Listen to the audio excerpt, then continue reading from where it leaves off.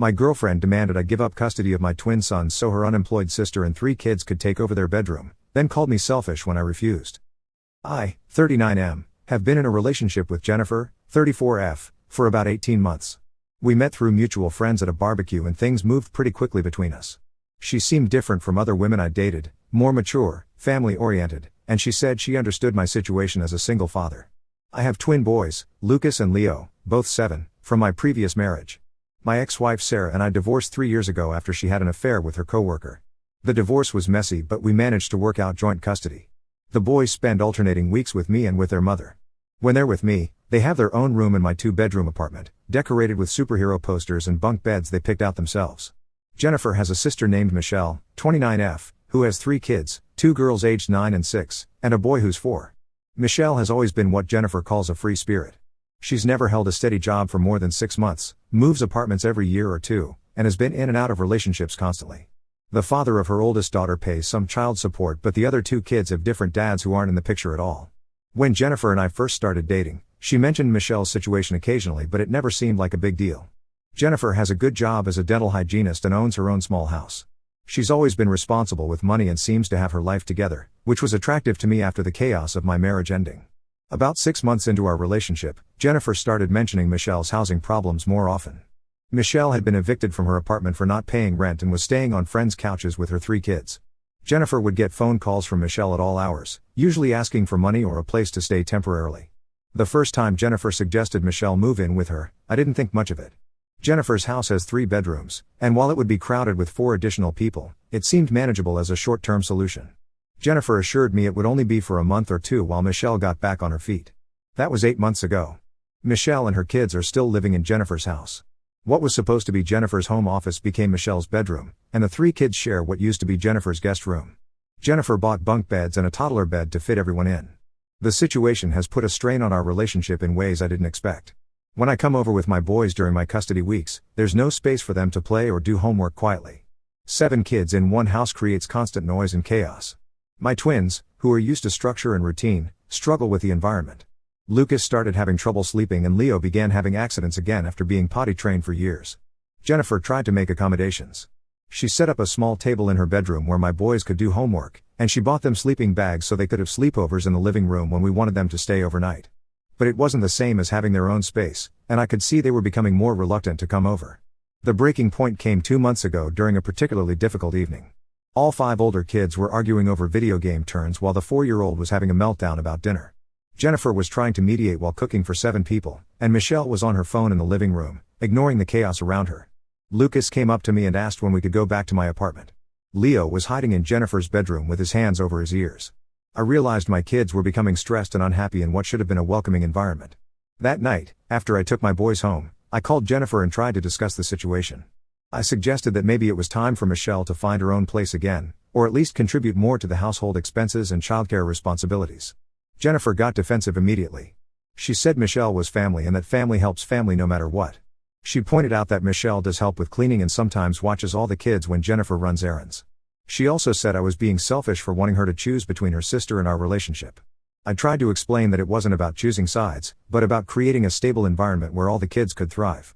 My boys need structure and quiet time for homework.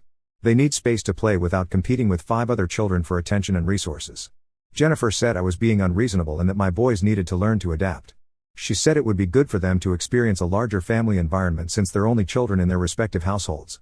We had several more conversations about this over the following weeks, but they all ended the same way. Jennifer would get upset and accuse me of not supporting her family obligations. I would try to find compromises, like maybe Michelle could contribute more financially or we could set up better boundaries around space and noise levels. Nothing changed. Michelle continued to live there rent-free while Jennifer covered all the expenses. Michelle would disappear for hours at a time, leaving Jennifer to watch all the kids, including her own 3. When she was there, she spent most of her time on her phone or watching TV while Jennifer handled meals, bedtime routines, and household management. 3 weeks ago, Jennifer made a suggestion that completely blindsided me. She said she'd been thinking about our space problem and had come up with a solution. She wanted me to give up my custody arrangement with my ex-wife so that my boys could live with their mother full-time. Jennifer explained that this would solve several problems at once. I wouldn't have to worry about bringing the boys to a chaotic environment. We could spend more focused time together without the responsibility of childcare during my custody weeks. Most importantly, it would free up space in her house for Michelle's family to spread out more comfortably. I stared at her for a long time without responding. She seemed to think she'd presented a reasonable solution and was waiting for me to agree. I told her I would never voluntarily give up time with my sons. They're my children, and being their father is the most important part of my identity. The custody arrangement wasn't just a legal obligation, it was precious time I fought for during the divorce proceedings. Jennifer said I was being dramatic and that the boys would still see me on weekends and holidays. She pointed out that many divorced fathers only have visitation rights anyway, so it wouldn't be that different. I explained that my boys need consistency and stability from both parents. They've already been through the trauma of divorce and adjusting to two households. Taking away half their time with me would feel like another abandonment.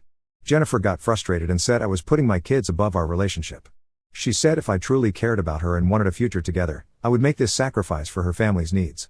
That conversation happened last week. Since then, I've been doing a lot of thinking about what Jennifer said and what it reveals about her priorities. I keep coming back to the fact that she sees my relationship with my children as something that can be negotiated away for convenience. Yesterday, my ex-wife Sarah called to ask if everything was okay with the boys. She said they'd been talking more about wanting to stay at my apartment instead of going to Jennifer's house. Leo told his mother that it's too loud there and he can't concentrate on his reading homework. Sarah and I don't always see eye to eye, but we both want what's best for our sons. She suggested that maybe I needed to reconsider whether this relationship was working if it was affecting the boys' well-being. I haven't talked to Jennifer since our conversation about custody. She's texted me a few times asking when I'm coming over, but I've been avoiding the subject. I think I know what I need to do, but it's hard to end a relationship with someone I care about. The thing is, I'm starting to realize that Jennifer and I have fundamentally different views about family and responsibility. She sees my children as obstacles to our convenience rather than integral parts of my life that any partner would need to embrace. I've been a father for 7 years, and I've never once regretted the sacrifices that come with raising kids. But Jennifer seems to view those same sacrifices as unnecessary burdens that should be eliminated for the sake of adult comfort. I need advice about whether I'm being unreasonable or if my concerns are valid. Should I try to work out some kind of compromise, or is this difference in values too fundamental to overcome? Update 1. Thanks to everyone who responded to my original post. The overwhelming support for putting my boys first gave me the clarity I needed to make some difficult decisions. I ended things with Jennifer 3 days after my original post. I went to her house when I knew Michelle and the kids wouldn't be there and told her our relationship wasn't working. She immediately started arguing and asking if this was about the custody suggestion. I told her it wasn't just about that specific request, but about what it revealed about her priorities. I explained that any woman who could ask me to give up time with my children didn't understand what being a parent means. Jennifer got angry and accused me of being selfish and inflexible. She said Michelle's family was in crisis and that I was abandoning them when they needed support. She said I was choosing my ex-wife over her by refusing to modify the custody arrangement. I tried to explain that this wasn't about choosing between women, but about choosing to be the father my boys need. I told her that Michelle's housing situation wasn't my responsibility, and that enabling her sister's pattern of instability wasn't helping anyone long-term. The conversation got heated when Jennifer said my boys would be fine with less time at my place since they have their mother. She said I was being possessive and that shared custody was outdated anyway. She suggested that modern families require flexibility and compromise from everyone. I left without changing my mind. Jennifer texted me for several days afterward, alternating between apologies and accusations. She said she'd been stressed about her sister's situation and hadn't meant to suggest something so drastic. Then she'd get angry again and say I was proving I wasn't ready for a serious commitment. I blocked her number after a week of these mixed messages.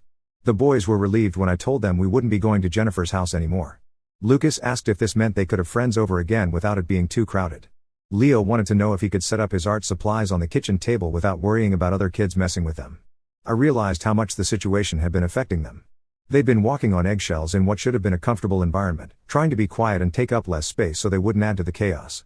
My ex-wife Sarah was supportive when I explained what had happened. She said she'd been concerned about the boys' stories about Jennifer's house but hadn't wanted to interfere unless I asked for her opinion. She mentioned that both boys had started asking to call me more often on the nights they were at her place, which was unusual for them. 2 weeks after the breakup, I ran into Jennifer at the grocery store. She was with Michelle and all 5 kids, and they looked exhausted. Michelle was arguing with her oldest daughter about something while the 4-year-old was having a meltdown in the shopping cart. Jennifer saw me and came over while Michelle dealt with the kids. She looked tired and stressed in a way I'd never seen before. She asked if we could talk sometime about working things out. I told her I didn't think there was anything to work out. She said the situation with Michelle was temporary and that she'd found her sister an apartment for next month. She said once Michelle moved out, we could go back to how things were before. I pointed out that the issue wasn't just about Michelle's presence, but about Jennifer's willingness to sacrifice my relationship with my children for her sister's convenience. I said that kind of thinking doesn't change just because the circumstances do. Jennifer said she'd made a mistake and that she understood now how important custody time was to me. She promised she'd never suggest anything like that again. But I'd already realized something important during our time apart. The whole situation had shown me that Jennifer saw my kids as complications to be managed rather than people to be welcomed into her life. Even before the custody suggestion, she'd never made a real effort to create space for my boys in her home or her heart. I told Jennifer I hoped things worked out for her and Michelle, but that we were done. The following week, I got a call from Michelle directly. She'd somehow gotten my number and wanted to talk to me about Jennifer. She said her sister had been crying constantly since our breakup and that I was being cruel by not giving their relationship another chance. Michelle said Jennifer had been under a lot of stress trying to help family and that I should be more understanding. She pointed out that Jennifer had opened her home to Michelle and her kids when they had nowhere else to go, and that this showed what a caring person she was. I told Michelle that her sister's generosity toward her wasn't in question, but that Jennifer's willingness to ask me to give up custody of my children was unforgivable. I said I wasn't interested in hearing more about Jennifer's regrets. Michelle got defensive and said I was being dramatic about the custody thing. She said lots of divorced dads only see their kids on weekends and that it wasn't such a big deal. She said I was using this as an excuse to avoid committing to Jennifer. I hung up on her and blocked that number too. Last week, I took the boys to a baseball game on Saturday afternoon. Afterward, we got ice cream and walked around downtown. Leo said it felt good to be in quiet places again where they could hear each other talk. Lucas mentioned that he liked having my full attention when we went places instead of competing with 5 other kids for it. I realized that for the past 8 months, my time with my sons had been compromised by trying to accommodate Jennifer's family situation. Even when we were at my apartment, I'd been stressed and distracted by the relationship drama. Now that it's over, I can focus completely on being their father during our time together. We've started having more one-on-one conversations, and they're both more relaxed and talkative than they've been in months. Update 2: Life has been much calmer since my last update. The boys and I have settled back into our regular routine, and I can see how much the stability means to them. We've been doing more activities together, and they both seem happier and more confident. 3 weeks ago, something happened that made me realize I'd made the right decision about Jennifer. I was picking up Lucas from a birthday party when I ran into Michelle at the pizza place. She was there with just her youngest child, and she looked different, more put together and less frazzled than when I'd seen her at the grocery store. Michelle approached me and said she wanted to apologize for the phone call. She said she'd been stressed about her living situation and had taken it out on me. Then she told me something that completely changed how I understood the whole situation with Jennifer. Michelle said she'd never asked Jennifer to let her move in permanently. According to her, the original plan really was just for a month or 2 while she saved money for a new apartment. But every time Michelle mentioned looking for her own place, Jennifer would find reasons why it wasn't a good idea yet. Jennifer had convinced Michelle that the rental market was too expensive, or that a particular neighborhood wasn't safe for the kids, or that Michelle should wait until she had a better job before taking on her own lease. Michelle said Jennifer seemed to need her to stay, almost like she was afraid of being alone. Michelle also told me that Jennifer had been talking about me giving up custody long before she ever mentioned it to me. Apparently, Jennifer had researched custody laws and convinced herself that it would be better for everyone if my boys lived with their mother full-time. According to Michelle, Jennifer thought that men who insisted on joint custody were being selfish and that children were better off with their mothers anyway. Michelle said Jennifer had talked about this like it was an obvious solution that any reasonable person would accept.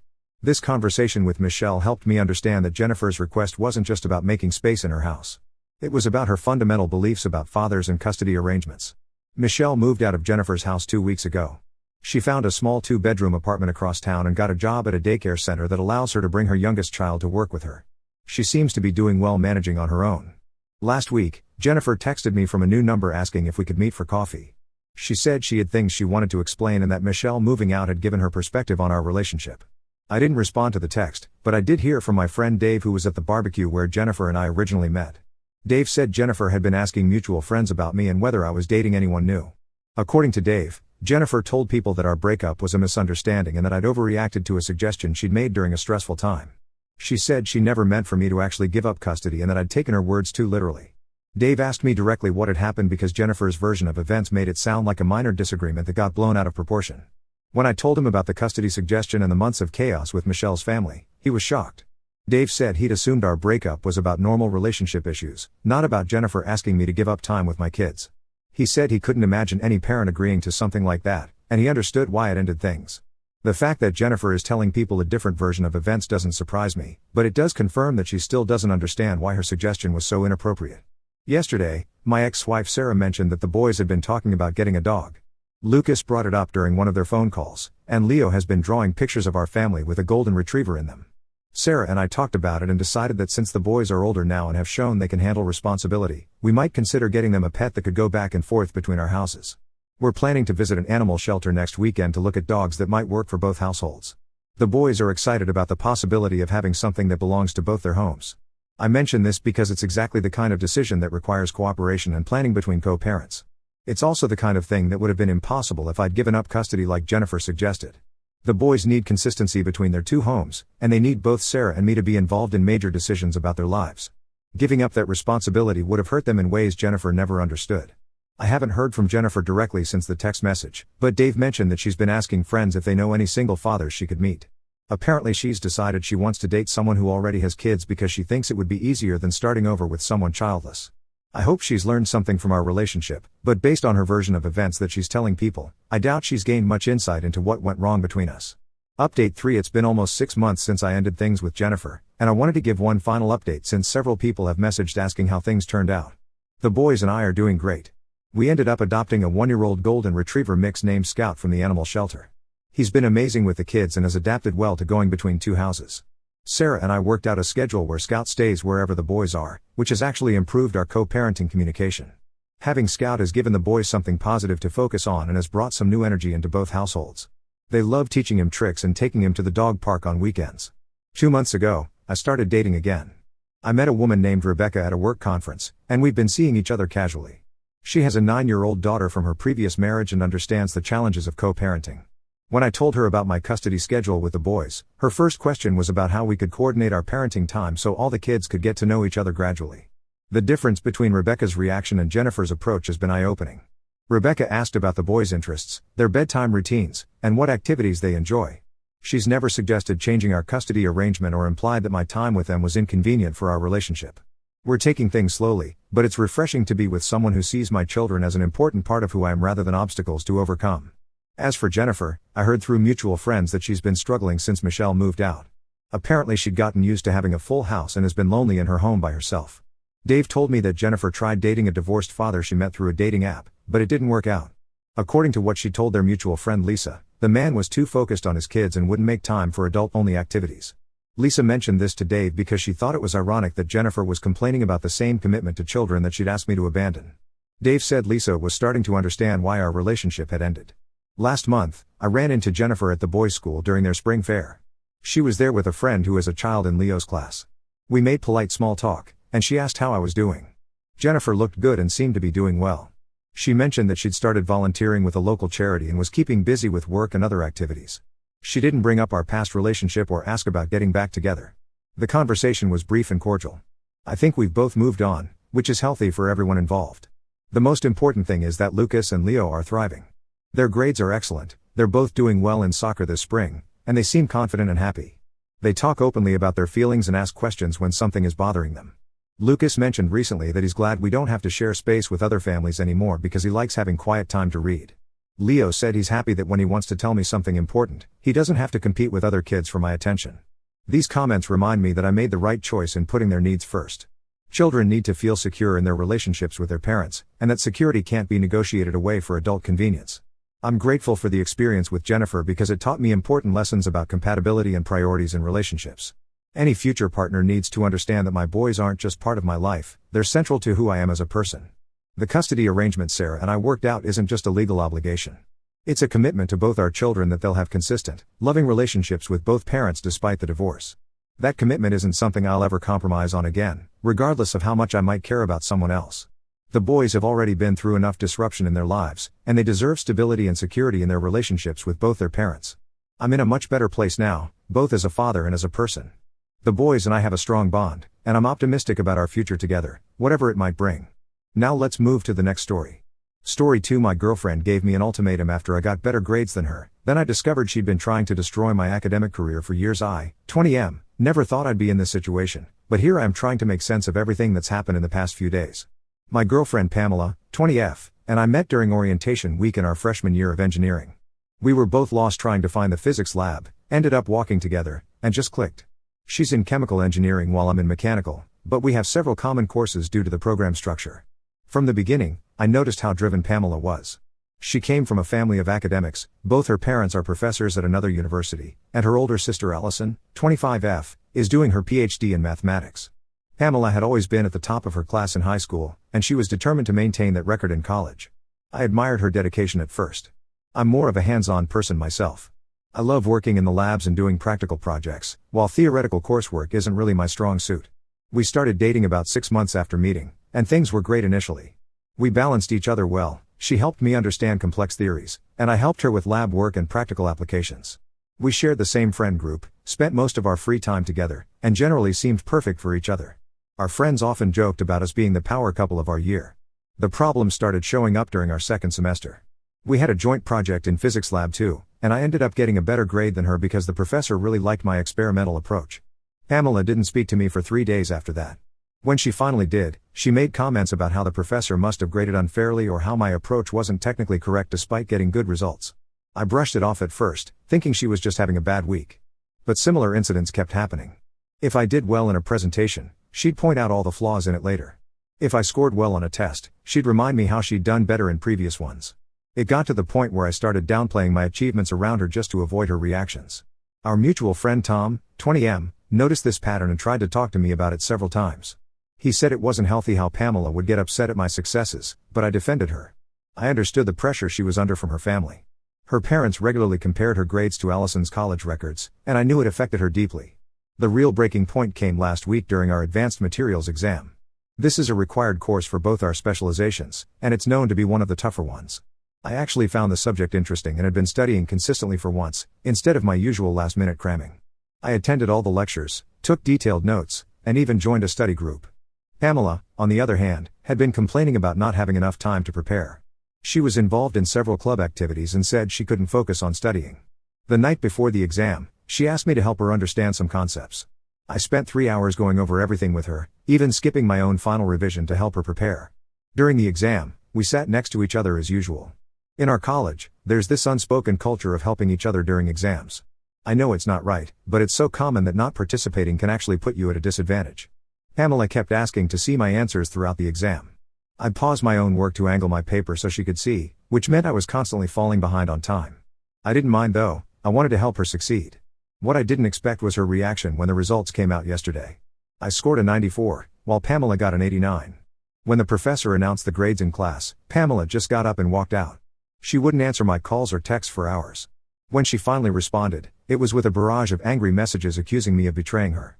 She claimed I must have cheated to get that grade, completely ignoring the fact that I had actually studied hard. She said things like I was trying to show her up, that I knew how important this course was for her GPA, and that a real boyfriend would have made sure she got the better grade. She even brought up how she had helped me in previous courses, saying I owed her. I tried explaining my side of things. I told her about all the extra studying I'd done, reminded her how I'd helped her prepare, and pointed out that I had actually lost points in the exam because I spent so much time helping her. But she wouldn't listen. She kept saying I had changed, that I was becoming too competitive, and that I didn't care about her feelings anymore. Then last night, she called me with this bizarre ultimatum: if either of us finds someone else before the end of this year, about 7 months from now, we break up permanently. If neither of us does, we stay together as just friends. Her reasoning was that she needed time to focus on her academics without feeling threatened by me, but she also didn't want to lose me completely from her life. I'm completely lost about how to handle this. Tom thinks she's already talking to someone else and is using this ultimatum as a way to keep me as a backup while she explores other options. But our other friends are divided. Some think I should give her space to work through her issues, while others say I should just end things now. My relationship with Pamela goes beyond just dating. We've built our entire college life around each other. We're in the same study groups, share most of our friends, and even planned our future internships together. Breaking up would mean completely restructuring my social and academic life. Plus, I still care about her deeply. When things are good between us, they're really good. We understand each other in a way that's hard to find. We've supported each other through tough times, family issues, academic stress, personal struggles. The thought of losing all that is terrifying. But this ultimatum feels manipulative and unfair. It's like she's punishing me for working hard and succeeding. I can't help but wonder if this is how it's always going to be, me having to dim my own light to make her comfortable. So Reddit, I need your advice. Should I wait out this strange ultimatum period? Should I try one more time to talk to her about her competitive behavior? Or should I just end things now and deal with the fallout? Has anyone else dealt with something similar in their academic relationships? I feel like I'm being forced to choose between my academic success and my relationship, and I don't know what to do. Update 1. It's been 2 weeks since my original post, and everything has gotten so much worse than I imagined. First, I want to thank everyone who commented and offered advice. Most of you suggested I needed to have a serious conversation with Pamela about the ultimatum and her competitive behavior, so that's what I tried to do. Last Monday, I texted Pamela asking if we could meet and talk things through. She agreed to meet at our usual study spot in the engineering building. When I got there, I found her in one of the study rooms with a guy I'd never seen before. She introduced him as Jake, 21M, saying he was her new study partner from her department. Something felt off about the whole situation. They had papers spread across the table, were sitting unusually close, and seemed to be sharing inside jokes. Jake didn't even bother to get up or properly introduce himself, just gave me a casual wave and went back to whatever they were working on. Pamela suggested we talk later since she was in the middle of something important. I left feeling confused and honestly, a bit hurt. We'd always studied together, even subjects we didn't share. This felt like she was deliberately pushing me away. Later that day, my friend Emma, 20F, from Pamela's department texted me. She'd seen my original Reddit post, she figured out it was me from the details, and had something she thought I should know. According to Emma, Pamela and Jake had been spending a lot of time together even before our fight about the exam grades. They'd been paired up for a project in environmental engineering about a month ago, and since then, they'd been practically inseparable. This explained so much.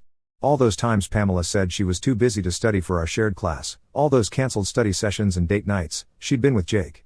Emma also mentioned that Jake had recently broken up with his long-term girlfriend, and there were rumors that Pamela had something to do with it. I decided to confront Pamela about this. I called her that evening and asked her directly about Jake. She immediately got defensive. "Oh, so now I'm not allowed to have study partners?" She snapped. "You're the one who betrayed my trust by trying to show me up in the exam. Jake actually understands the pressure I'm under." The conversation got worse from there. She revealed that Jake had been helping her prepare for an upcoming engineering competition, one that could lead to a prestigious internship opportunity at a major chemical company. This was the first I'd heard about any competition. We'd always shared our academic plans before, had even talked about trying to get internships at the same companies. Finding out she'd been planning this behind my back, with Jake of all people, felt like a punch to the gut. When I asked why she hadn't told me about the competition, she threw the ultimatum back in my face. "Weren't you listening when I said we needed space?" she said. "You should be focusing on finding someone else instead of monitoring my activities." That was the deal, remember? Things took an even more unexpected turn when I ran into Allison, Pamela's sister, at the campus coffee shop 2 days later. Allison was on campus visiting a professor friend, and she looked really uncomfortable when she saw me. She tried to leave quickly, but I managed to catch her. After some convincing, she agreed to talk. What Allison told me made me feel sick. Pamela had been talking to her about Jake for weeks, long before our fight about the exam. Jake had started flirting with her during their project work, and instead of shutting it down, Pamela had been encouraging it. But here's the worst part, she'd kept me around as a backup plan. Allison showed me texts where Pamela had been asking for advice about how to keep both options open. But that wasn't even the most shocking revelation. With obvious discomfort, Allison admitted that Pamela had been actively trying to sabotage my academic performance for months. She'd been spreading rumors to professors about me cheating on exams, hoping they'd scrutinize my work more closely. She'd been deleting important emails about project deadlines from our shared study group chat before I could see them. She'd even tried to hack into my student account to change my project submission dates. Thankfully, she failed. I couldn't believe what I was hearing. All those times I'd missed important announcements or felt like professors were being unusually strict with my work, it had been Pamela's doing. The girl I'd loved and supported for 2 years had been actively trying to sabotage my academic career. I spent a day processing everything, then confronted Pamela with what I'd learned. To my shock, she didn't even try to deny it. Instead, she broke down crying, saying she felt threatened by my improving grades and couldn't handle the idea that I might end up more successful than her. Then, in a twist that left me speechless, she tried to turn it around on me. "If you really loved me," she said through tears, "you would have noticed how much this was hurting me. You would have deliberately performed worse to make me feel better." I'm still trying to wrap my head around this logic. She actually expected me to intentionally damage my own academic record to protect her ego. When I pointed out how messed up this was, she stormed out, saying I never understood her or her needs. Since then, she's been alternating between sending me angry messages blaming me for ruining everything and tearful apologies saying she'll change. Jake, meanwhile, has been constantly around her, playing the supportive friend role. Our mutual friends are split, some think I should have seen this coming given her competitive nature, while others are as shocked as I am. I haven't officially ended things yet, but I've told Pamela I need space to think. I've also started documenting everything, the deleted emails, the messages, Allison's revelations, just in case Pamela tries to escalate her sabotage. Tom is helping me set up automatic backups of all my academic work. I feel like such an idiot for not seeing this sooner. The signs were all there, her excessive competitiveness, the mood swings when I succeeded, the increasing secretiveness. I'm trying to focus on my studies, but it's hard knowing she might still be trying to sabotage me behind the scenes. Update 2. It's been a month since my last update, and everything has exploded in ways I never could have imagined. I thought I had uncovered the full extent of Pamela's betrayal, but what I've discovered since then has left me completely shocked. The revelation started when Lisa, 19F, a junior from our department, came to me after class last week. She seemed nervous and kept looking over her shoulder as she asked if we could talk privately. Once we were alone, she pulled out her laptop and showed me something that made my blood run cold. Lisa had screenshots of emails where Pamela had been actively trying to get me removed from the prestigious undergraduate research project I'd been selected for last semester. Pamela had created a fake email account pretending to be a concerned student and had written to Professor Anderson, the project supervisor. In these emails, she claimed to have evidence that I had cheated on my application materials and suggested that my selection was a mistake. She hadn't just made vague accusations, she had actually altered copies of my previous assignments, making it look like I had plagiarized content. She'd even created a fake paper trail of me buying essays online.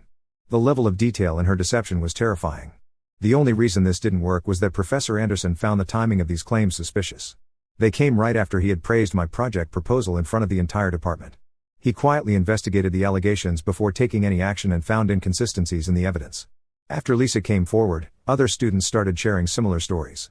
Marco, 20M, from my study group revealed that Pamela had told him I had been bad-mouthing his research work to professors, which wasn't true at all.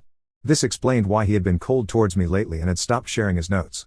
Emily, 21F, from the robotics club admitted that Pamela had convinced her not to include me in their latest project, claiming I had taken credit for other people's work in previous collaborations. I had wondered why I wasn't asked to join despite having relevant experience. But the worst revelation came from Jake himself. He showed up at my apartment last night, looking guilty and agitated. After some hesitation, he confessed that he and Pamela had been planning to submit my research proposal ideas as their own for the upcoming internship competition. Jake showed me their conversation history on his phone. They had systematically gone through my project notes, which Pamela had access to from our shared study sessions, and had been adapting my ideas to fit their proposal. They had even practiced answers to potential questions about the research methodology, creating a detailed backstory about how they came up with the ideas. The reason Jake came clean? Pamela had started treating him the same way she treated me. When he scored higher than her in their recent departmental evaluation, she accused him of stealing her study materials. She started making snide comments about his intelligence and suggested that he only got good grades because professors felt sorry for him. With all this evidence, I finally worked up the courage to go to the department head, Professor Martinez. I showed her everything. The fake emails, the altered assignments, the plagiarized research proposals, and the testimonies from other students. I also shared the text messages where Pamela had admitted to sabotaging my academic work. Professor Martinez was appalled. She immediately called a meeting with the Academic Integrity Committee. Pamela was summoned to explain herself, but instead of showing remorse, she tried to paint herself as the victim.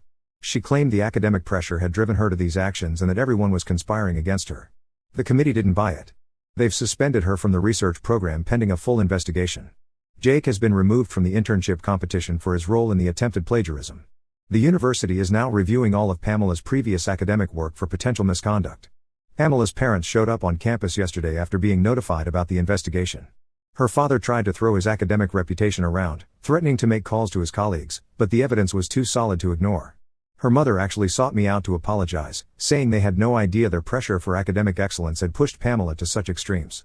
The whole engineering department is buzzing with this scandal. Some people have suggested I pressed charges too hard, that I could have handled it privately. But after discovering the systematic way she tried to destroy my academic career, I couldn't just let it go.